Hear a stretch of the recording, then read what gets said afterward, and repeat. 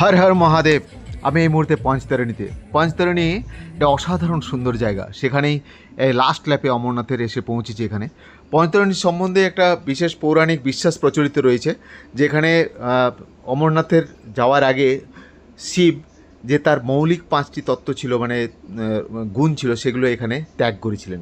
তাই একে পঞ্চতারিণী বলে। আসলে বৈজ্ঞানিকভাবে এখানে 5টি হিমবাহ থেকে এই নদীটা উৎপত্তি হয়েছে, তাই একে পঞ্চতারিণী বলা হয়। কিন্তু অসাধারণ সুন্দর এবং চারদিকে বরফে মোড়া পাহাড়।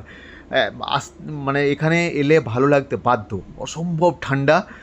এবং আমরা যেহেতু লাস্ট লেপে এসে পৌঁছেছি, আমার শরীরটাও খারাপ রয়েছে। কালকে এখান থেকে অমরনাথ আমি বেরোবো। এখন পঞ্চতারিণীর পাহাড়ের উপরগুলো দেখবেন, পুরোটাই দেখুন বরফে ভর্তি। আমি জানি না মোবাইলে কতটা নিচ্ছে, কিন্তু পুরোটাই বরফে ভর্তি হয়ে আছে। এখানে ইন্ডিয়ান আর্মির আইটিবিপির ওদের বেস ক্যাম্প রয়েছে একটা।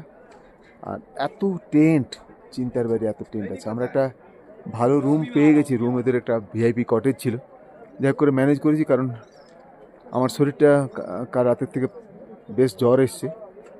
বলতে এবং পরিচয় দিতেই একটা ভিআইপি কটেজ দিয়েছে, ভালো বেশ। কিন্তু যারা পঞ্চতারিণীতে আসবেন তারা একটু সময় নিয়ে যদি আসেন ভালো হয়। আমার মনে হয় একটা দিন থেকে গেলে ভালো হয়। এখানে কি অসম্ভব সুন্দর, চারদিকে বড় বড় পাহাড়, মাঝে নদী, আর কিচ্ছু নেই, খাড়া পাহাড়, বুঝেছেন? কারণ জঙ্গল নেই, এগুলোতে সবগুলোতে বরফ জমে যায় একটা পরে। এগুলোই অক্টোবর নভেম্বরে সমস্ত রকম বরফ জমে যাবে চারদিকে।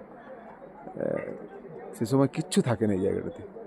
তো এই যাত্রার জন্য গভর্নমেন্ট কি খরচ করেছে না এলে হয়তো আমি বুঝতেই পারতাম না যে সত্যি গভর্নমেন্ট মানে কী পরিমাণে এই অমরনাথ যাত্রাকে নিয়ে খরচ করে। এত রাস্তা ফাস্তা তৈরি করেছে, যদিও রাস্তা শেষনাগ থেকে পঞ্চতারিণীর রাস্তা কিন্তু খুব একটা ভালো নয়, প্রচণ্ড রকম পাথর।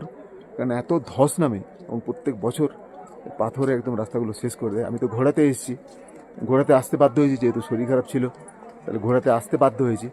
কিন্তু ঘোড়াতে না এলে হয়তো পৌঁছাতেও পারতাম না এখানে। কিন্তু রাস্তায় প্রচুর পাথর। যাই হোক, অমরনাথ কালকে দর্শন হবে। কালকে সকালবেলায় অমরনাথ দর্শন করব আমরা। কালকে সকালবেলায় ওখানে আমরা এখান থেকে রাত 3টের সময় বেরোনোর প্ল্যান আছে আমাদের, যাতে আমরা যে করে হোক 5টার মধ্যে ঢুকে যাই। 6টা থেকে 7টা হচ্ছে আরতির সময়, সেই সময়টুকুই আমরা থাকবো। তার জন্য এখানে যে আমাদেরকে নিয়ে যাবে সে আমাকে বলেছে যে আমরা 3টের সময় আপনাকে তুলে নিয়ে চলে যাব।